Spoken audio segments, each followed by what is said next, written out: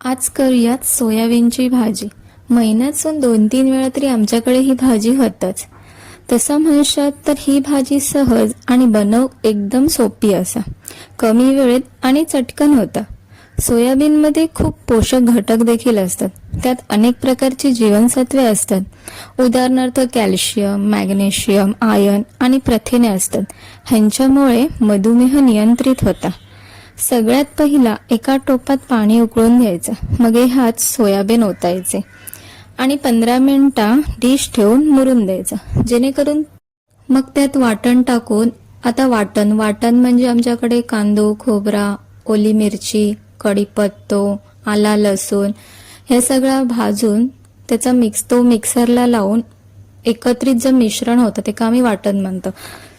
तर मग मी हा वाटण त्याच्यामध्ये घातलंय आणि थोडं पाणी ओतून डिश ठेवून शिजवून घेतलंय.